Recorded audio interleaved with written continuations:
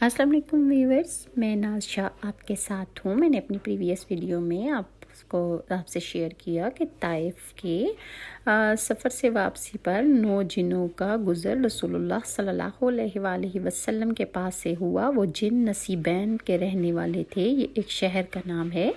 आप सल्लल्लाहु अलैहि वसल्लम उस वक्त नमाज पढ़ रहे थे। जिन्नात ने आपकी किरत की आवाज़ सुनी तो उसी वक्त मुसलमान हो गए। पहले वो जिन्नात यहूदी थे। ताइफ से वापसी पर आप सल्लल्लाहु अलैहि वसल्लम मक्का में दाखिल हुए और हरम में आए और बैतुल्लाह का तवाफ़ फरमाया।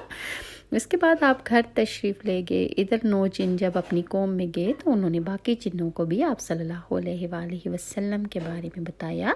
चुनांचे वो सब के सब मक्का पहुँचे। उन्होंने हजून के मुकाम पर क़याम किया और एक जिन को आप सल्लल्लाहु अलैहि वसल्लम की खिदमत में भेजा। इसने आप सल्लल्लाहु अलैहि वसल्लम से अर्ज़ किया कि मेरी कौम हजून के मुकाम पर ठहरी हुई है, आप मेरी कौम के पास तशरीफ़ ले चलिए। आप सल्लल्लाहु अलैहि वसल्लम ने इससे वादा फरमाया कि आप सल्लल्लाहु अलैहि वसल्लम रात में किसी भी वक्त हजून में आएंगे। हजून मक्का के एक कब्रिस्तान का नाम था। रात के वक्त आप सल्लल्लाहु अलैहि वसल्लम वहाँ पहुँचे। हज़रत अब्दुल्ला बिन मसूद आप सल्लल्लाहु अलैहि वसल्लम के साथ थे। हजून पहुँचकर रसूलुल्लाह ने हज़रत अब्दुल्ला बिन मसूद के गिर्द एक ख़त खींच दिया, यानी एक लकीर लगा दी, और आपने फरमाया कि तुम इस लकीर से बाहर मत आना। अगर तुमने इस दायरे से बाहर कदम रखा तो क़यामत के दिन तक तुम मुझे नहीं देख पाओगे और ना मैं तुम्हें देख सकूँगा।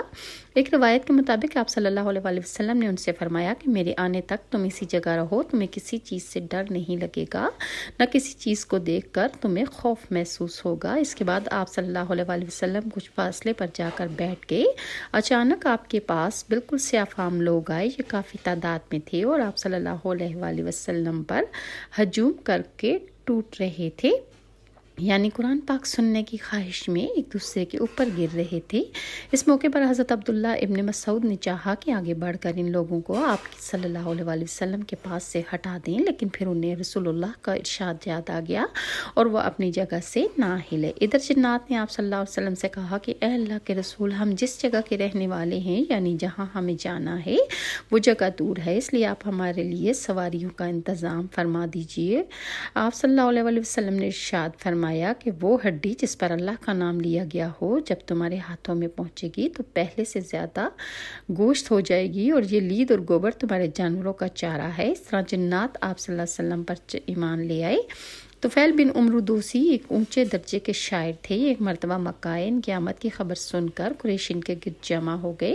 उन्होंने तुफैल बिन उम्र दूसी से कहा कि आप हमारे दरमियान ऐसे वक्त में आए हैं कि जब हमारे दरमियान इस शख्स ने अपना मामला बहुत पेचीदा बना दिया है। इसने हमारा शिराजा बिखेर कर रख दिया है, हम में फूट डाल दी है। इसकी बातों में जादू जैसा असर है। इसने 2 सगे भाइयों में फूट डाल दी है। अब हमें आपकी कौम की तरफ से परेशानी लाहक हो गई है, इसलिए अब आप ना तो इससे कोई बात करें और ना इसकी बात सुने। इसने इन पर इतना दबाव डाला कि वो कहने पर मजबूर हो गए कि मैं मोहम्मद की कोई बात ना सुनूंगा और ना ही इनसे बात करूंगा। दूसरे दिन तो फैल बिन उम्र दोसी काबा का तवाफ़ करने के लिए गए तो उन्होंने अपने कानों में कपड़ा ठूंस लिया कि कहीं रसूलुल्लाह सल्लल्लाहु अलैहि वसल्लम की कोई बात इनके कानों तक ना पहुंच पाए। आप सल्लल्लाहु अलैहि वसल्लम इस वक्त काबा में नमाज पढ़ रहे थे। ये आपके करीब ही खड़े हो गए। अल्लाह को ये मंजूर था कि आप सल्लल्लाहु अलैहि वसल्लम का कुछ कलाम इनके कानों में पड़ जाए। चुनांचे उन्होंने नहायत पाकीज़ा खूबसूरत कलाम सुना। वो अपने दिल में कहने लगे, मैं अच्छे और बुरे में तमीज़ कर सकता हूँ, इसलिए इन साहब की बात सुन लेने में हर्ज ही क्या है। अगर ये साहब अच्छी बात कहते हैं तो मैं कबूल कर लूँगा और बुरी हुई तो मैं छोड़ दूँगा। कुछ देर बाद आप सल्लल्लाहु अलैहि वसल्लम नमाज से फारिग होकर अपनी घर की तरफ चले तो उन्होंने कहा, ए मोहम्मद, आपकी कौम ने मुझसे ऐसा ऐसा कहा है, इसलिए मैंने आपकी बातों से बचने के लिए कानों में कपड़ा ठूंस लिया था, मगर आप अपनी बात मेरे सामने पेश करें। ये सुनकर आप सल्लल्लाहु अलैहि वसल्लम ने इन पर इस्लाम पेश किया और इनके सामने कुरान करीम की तिलावत फरमाई। कुरान सुनकर तुफैल बिन उम्र दोसी बोल उठे, अल्लाह की कसम, मैंने इससे अच्छा कलाम कभी नहीं सुना। इसके बाद उन्होंने कलमा पढ़ा और मुसलमान हो गए।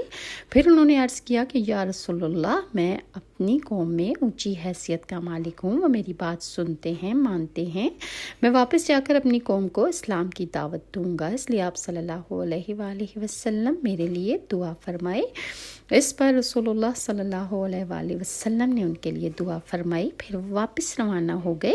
اپنی بستی کے قریب پہنچے تو وہاں انہیں پانی کے پاس قافلے کھڑے نظر آئے۔ اسی وقت ان کی دونوں آنکھوں کے درمیان چراغ کی مانند ایک نور پیدا ہو گیا، اور ایسا آپ صلی اللہ علیہ وآلہ وسلم کی دعا کی وجہ سے ہوا تھا۔ رات بھی اندھیری تھی، اس وقت انہوں نے دعا کی کہ اے اللہ، اس نور کو میرے چہرے کے علاوہ کسی اور چیز میں منتقل فرما دے۔ مجھے ڈر ہے کہ میری قوم کے لوگ یہ نہ کہنے لگیں کہ دین بدلنے کی وجہ سے اس کی شکل بگڑ گئی ہے۔ چنانچہ اسی وقت وہ نور ان کے چہرے سے ان کے کوڑے میں آ گیا۔ اب ان کا کوڑا کسی قندیل کی طرح روشن ہو گیا۔ اسی بنیاد پر حضرت طفیل بن عمرو دوسی رضی اللہ عنہ کو ذن نور کہا جانے لگا، یعنی نور والے۔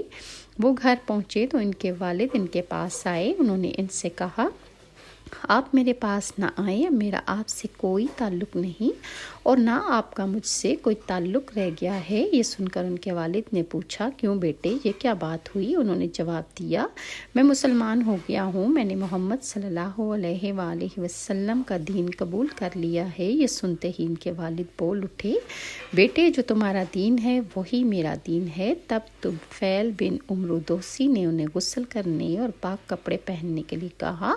جب وہ ایسا کر چکے تو ان کے سامنے اسلام پیش کیا۔ وہ اسی وقت کلمہ پڑھ کر مسلمان ہو گئے، اور ان کی بیوی ان کے پاس آئیں تو انہوں نے بھی اسلام قبول کر لیا، اور انہوں نے اپنی قوم کے لوگوں پر اسلام پیش کیا۔ وہ لوگ بگڑ گئے۔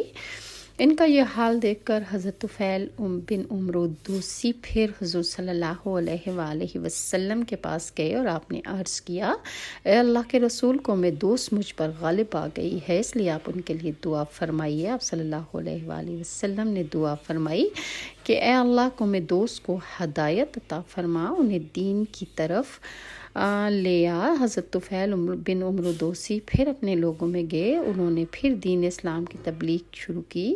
وہ مسلسل انہیں تبلیغ کرتے رہے، یہاں تک کہ حضور صلی اللہ علیہ وآلہ وسلم مکہ سے ہجرت کر کے مدینہ تشریف لے گئے۔ آخر وہ لوگ ایمان لے آئے۔ حضرت طفیل بن عمرو دوسی نے انہیں ساتھ لے کر مدینہ آئے۔ اس وقت تک غزوہ بدر، غزوہ احد اور غزوہ خندق ہو چکے تھے، اور نبی کریم صلی اللہ علیہ وآلہ وسلم خیبر کے مقام پر موجود تھے۔ حضرت طفیل بن عمرو دوسی کے ساتھ 70-80 گھرانوں کے لوگ تھے، ان میں حضرت ابو ہریرہ بھی شامل تھے۔ چونکہ یہ لوگ وہاں غزوہ خیبر کے وقت پہنچے تھے، اس لیے نبی کریم صلی اللہ علیہ وآلہ وسلم نے تمام مسلمانوں کے ساتھ ان کا بھی حصہ نکالا، اگرچہ وہ جنگ میں شریک نہیں ہوئے تھے۔ طائف کے سفر کے بعد معراج کا واقعہ پیش آیا، اور یہ واقعہ کس طرح پیش آیا انشاءاللہ میں آپ کے ساتھ نیکسٹ ویڈیو میں شیئر کروں گی۔ اور ویورز، میری ویڈیوز کا مقصد یہ ہے کہ جو اسلامی تاریخ ہے اس کو اپنے لوگوں پر، امت محمدیہ تک پہنچانا، تاکہ انہیں پتہ چلے ہم سب کو کہ کس طرح یہ اسلام کتنی کوششوں اور مصائب و آلام کے بعد ہم تک پہنچا ہے۔ اور اگر آپ کو میری ویڈیوز اچھی لگتی ہیں تو کائنڈلی آپ اس کو لائک اور سبسکرائب ضرور کیا کریں۔ نیکسٹ ویڈیو تک کے لیے ناز کو اجازت دیں، اللہ حافظ۔